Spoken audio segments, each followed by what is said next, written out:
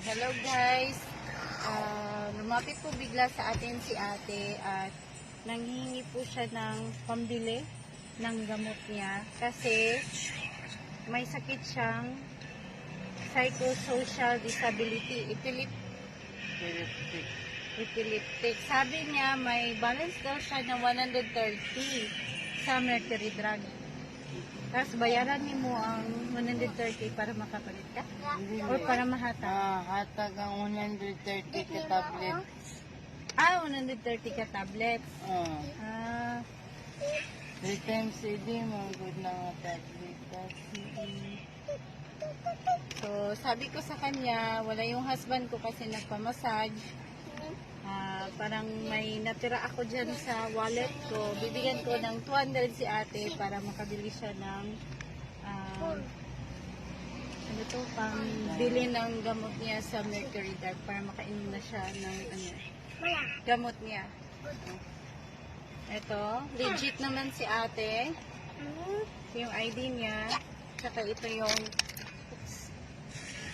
kanyang reseta. Ayan.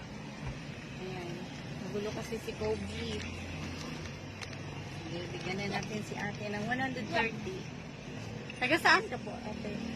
Isabel. Yusa? Bill. Palakad na si ate na papalayo sa atin.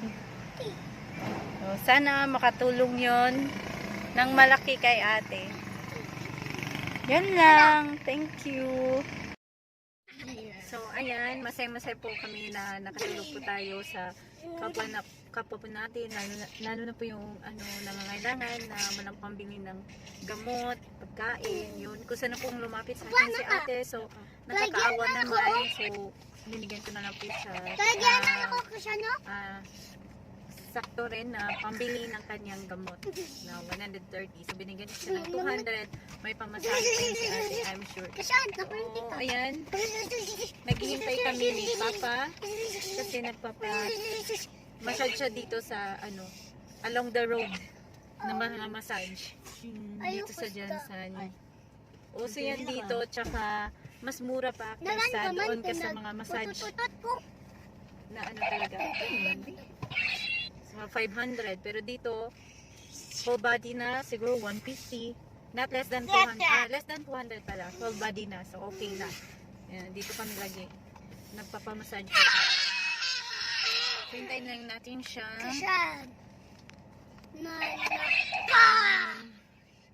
Matulungin po talaga ako. Lalo na po na sa mga taong mahihirap kasi doon po tayo galing. Mahirap din po tayo dati.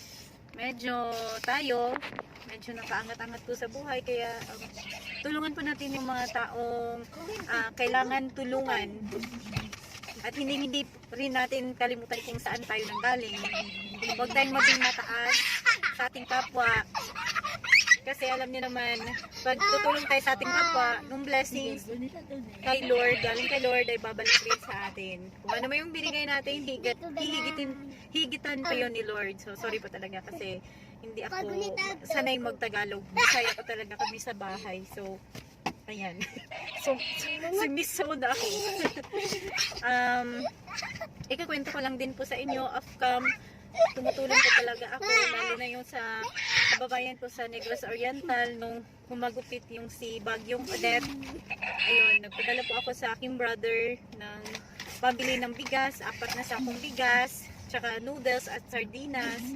So, sinabi ko sa kapatid ko na siguraduhin na ibibigay yun sa mga taong nangangailangan talaga ng tulong. Kasi maraming nawasak yung bahay, maraming nawala ng bahay, mga gamit, nawalan sila ng mga gamit kasi natangay na ng Bagyong Odette. So, ayan.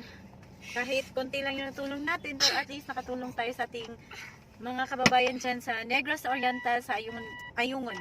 Ayan po. Dyan po ako, dyan po ako nanggaling. So, ngayon, dito na kami sa Jansan, dito lumaki.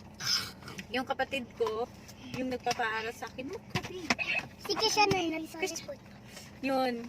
Siya yung nagpapaaral sa akin hanggang sa nagkaasawa ako dito sa Jansan.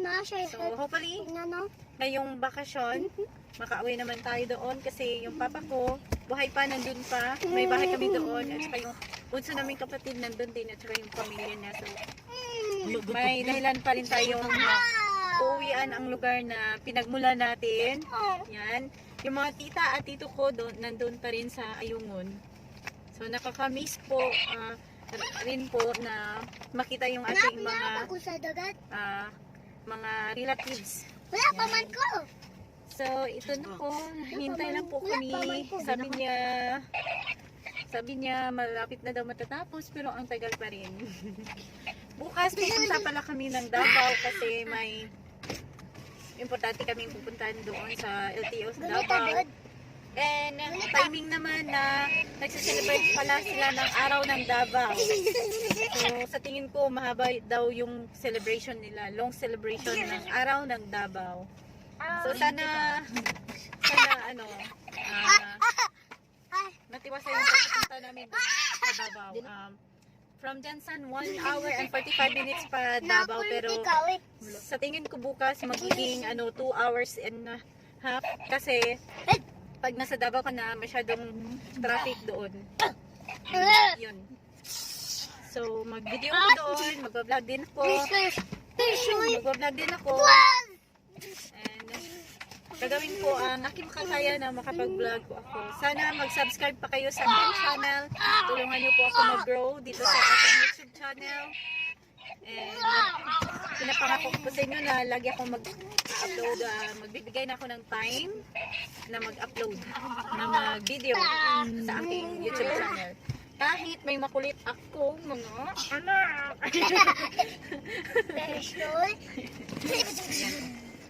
Yan.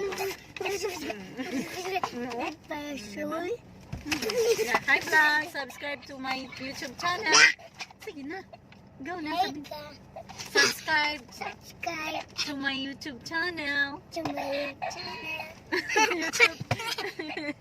Bye.